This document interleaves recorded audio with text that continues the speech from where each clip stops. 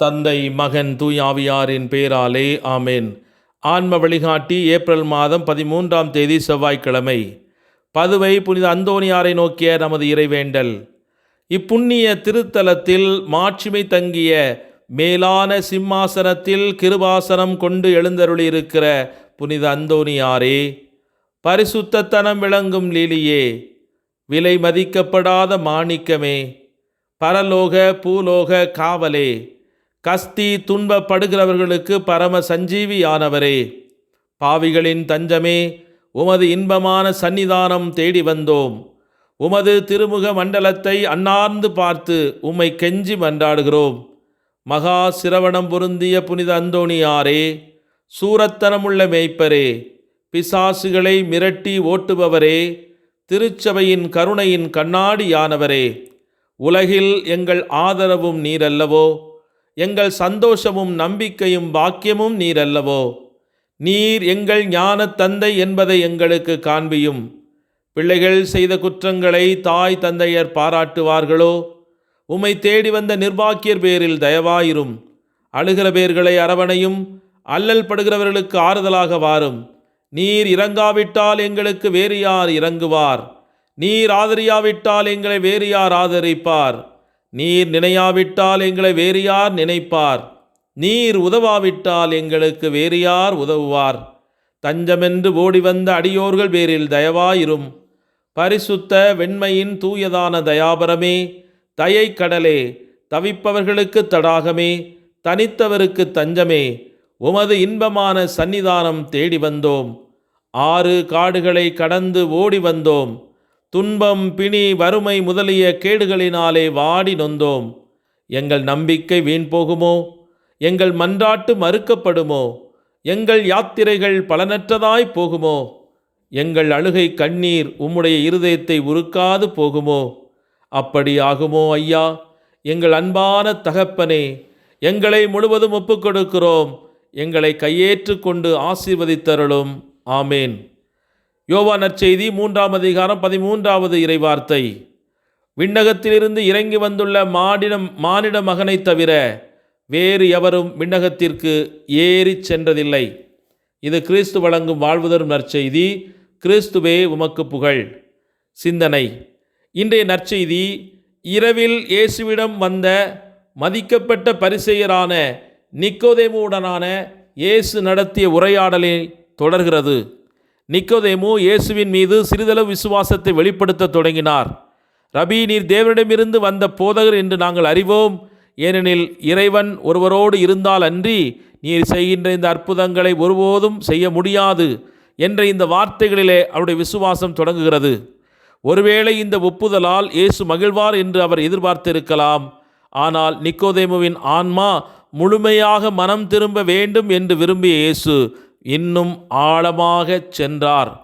நீங்கள் மேலிருந்து பிறக்க வேண்டும் என்ற இயேசுவின் கூற்றை மையமாக கொண்டு அவர்களின் உரையாடல் அமைந்தது. இந்த மையக்கருத்து அவர்களின் உரையாடல் முழுவதும் மீண்டும் மீண்டும் வந்து இன்றைய நற்செய்தியின் பின்னணியாக அமைகிறது. தூய ஆவியானவருக்கு திறந்த மனதுடன் இருப்பதன் மூலம் மட்டுமே சாத்தியமாகும் விசுவாசத்தை நோக்கி வியப்பை கடந்து செல்லுமாறு இயேசு நிக்கோதேமுவை மென்மையாக ஊக்குவித்தார்.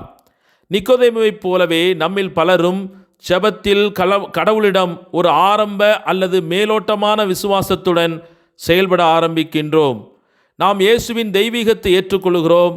ஆனால் இது ஒரு தொடக்க புள்ளி மட்டுமே. நாம் அந்த முதல் அடியை எடுத்து வைத்தவுடன் இயேசு நம்மை மேலும் மேலும் உயர அழைக்கின்றார். கிருபைக்கு திறந்த இருதயத்துடன் தெய்வீக ரகசியங்களை ஆழமாக ஆராயும்படி நமக்கு சவால் விடுகிறார். நீ இஸ்ரவேலின் போதகராக இருந்தும் இதை நீ அறியவில்லையா என்ற இயேசுவின் கேள்வி ஒரு சவாலையும் ஓர் அழைப்பையும் ஒருங்கே உணர்த்துகிறது. ஐயத்துடனும் அலட்சியத்துடனும் தன்னை அணுகியவர்களுக்கு அவர் கொடுத்த கடுமையான கண்டனங்களைப் போலல்லாமல் நிக்கோதேமுவிடம் அவருடைய தொனி உறுதியாகவும் அதே சமயம் இரக்கமுள்ளதாகவும் இருந்தது. நிக்கோதேமுவை கண்டிக்காமல் இயேசு அவரது குறுகிய புரிதலை வெளிப்படுத்தி இயேசுவின் அடையாளம் மற்றும் அவரது தெய்வீக பணி குறித்த உண்மைக்கு இன்னும் அதிக திறந்த மனதுடன் இருக்குமாறு அவரை அழைத்தார். ஆழமான புரிதலுக்கான இந்த அழைப்பு நம்முடன் ஆழமாக பொருந்த வேண்டும். மேலோட்டமான தோற்றத்திற்கு அப்பால், நம் கண்களால் காணக்கூடியவற்றிற்கு அப்பால் அவர் வெளிப்படுத்தும் தெய்வீக ரகசியங்களை காணுமாறு இயேசு இன்று நம்மை அழைக்கிறார். அந்த மோசே வனாந்தரத்தில் பாம்பை உயர்த்தது போல மானிட மகனும் உயர்த்தப்பட வேண்டும், அப்பொழுது அவரை விசுவசிக்கிற யாவரும் நிலை வாழ்வை பெறுவார்கள் என்று கூறும்போது தமது சிலுவை மரணத்தையும் மெசியானிய அடையாளத்தையும் குறிப்பிடுகிறார். மறைக்கப்பட்டதும் ஆழமானதுமான இந்த இறை வெளிப்பாடு இரட்சிப்பின் மீட்பின் இரகசியத்தை அவருக்கு முன்னதாகவே வெளிப்படுத்துகிறது. கடவுளும் மனிதனுமாகிய இயேசு சிலுவையில் உயர்த்தப்பட்டு தம் இரத்தத்தை சிந்தியதன் மூலம் அவரை விசுவசிக்கிற அனைவரும் நித்திய வாழ்வை அடைய முடியும் என்ற மறைபொருளை இன்று நிக்கோதேமின் வழியாக இந்த உலகத்திற்கு அவர் அறிவிப்பு விடுக்கிறார். ஆகவே இந்த இரகசியங்களை புரிந்து கொள்ள, இறை வார்த்தையின் ஆழத்தை புரிந்து கொள்ள, இறை வார்த்தையின் ஆசிரியரான தூய ஆவியானவரை நாம் எப்போதும் துணைக்கு அழைக்க வேண்டும் என்ற உன்னத சத்தியத்தை தியானித்து இன்றைய நாளிலே இணைந்து மன்றாடுவோம். ஜெபிப்போமாக.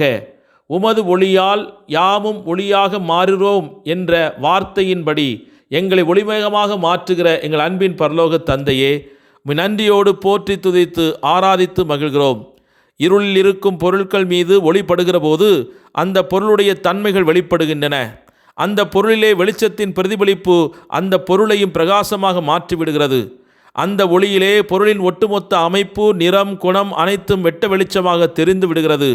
ஒளிக்கு முன்னால் எதையும் மறைத்துவிட முடியாது என்பதற்கிணங்க, இறைவா, உமக்கு முன்பாக நான் என்னையே அறிந்து கொள்கிறேன். நாங்கள் எத்தகைய தன்மைகளை கொண்டிருக்கிறோம், எங்களுடைய பலவீனம் என்ன, பலம் என்ன, நாங்கள் எந்த நிலையில் எப்படிப்பட்ட சூழ்நிலையில் இருக்கிறோம் என்பதை உமது ஒளியாக இருக்கக்கூடிய இறை வார்த்தைக்கு முன்பாக வெட்ட வெளிச்சமாக எங்களுக்கு தெரியப்படுத்துகிற தெய்வமே, வாக்கு மனிதரானார், நம்மிடையே குடிகொண்டார் என்ற வார்த்தைக்கு இணங்க எங்கள் மத்தியிலே வாசம் செய்து எங்களை வாழ்வித்து கொண்டிருக்கிற உமது பிரசன்னத்திற்காக நாங்கள் நன்றி கூறுகிறோம். வார்த்தையான உம்மை எங்களுக்குள் நிரப்பிக்கொள்ள உமது உண்மையின் வெளிச்சம் எங்களை சூழ்ந்து கொள்கிறது. நாங்கள் இருளில் செய்யக்கூடிய காரியங்களை, எங்களுடைய பலவீனங்களை, தீய நாட்டங்களை, தீமையான சிந்தனைகளை, எதிர்மறை எண்ணங்களை எங்களிடமிருந்து அகற்ற உமது வார்த்தைகளை இன்று எங்களுக்கு தாரும். என்னை ஒளிமயமாக்க உம்மையே கரைத்து கொண்டவரே, உம்மோடு இணைந்து நானும் உம்மை பிரதிபலிக்கின்ற உம்முடைய பிரகாசத்தை சுமந்து இருளில் வாழும் மக்களுக்கு வெளிச்சத்தை தரும் நிலாவை போன்று இன்று நாங்கள் சந்திக்கின்ற நபர்களில் அமைதியும் சமாதானத்தையும் இனிமையும் மகிழ்வையும் விதைக்க உம்மோடு இணைந்து செயல்பட எங்களுக்கு அருள் தாரும். ஒளியான ஆண்டவரே, இருளான எங்களை இன்று நிரப்பி உமது வெளிச்சம் இன்று எங்களை ஆளுகை செய்யும்படியாக ஒப்புக் கொடுக்கிறோம். இதோ வாழ்வின் தேவைகள், பொருளாதார சிக்கல்கள், கடன் தொல்லைகள், கேன்சர் வியாதிகள், கொடிய வியாதிகள் இவற்றின் மூலமாக இருளடைந்து கொண்டிருக்கிற எங்கள் வாழ்வில் உமது வெளிச்சம் விடுதலை கொண்டு வரட்டும், சுகத்தை கொண்டு வரட்டும், அமைதியை கொண்டு வரட்டும், கடனை தீர்ப்பதற்கான வழிகளை கொண்டு வரட்டும். அதன் மூலமாக நாங்களும் உம்மை இந்த உலகத்திற்கு அறிவிக்க எங்களை சாட்சியமாக மாற்ற வேண்டும் என்று எங்கள் ஆண்டவராய கிறிஸ்து வழியாமை மன்றாடுகிறோம். ஆமேன்.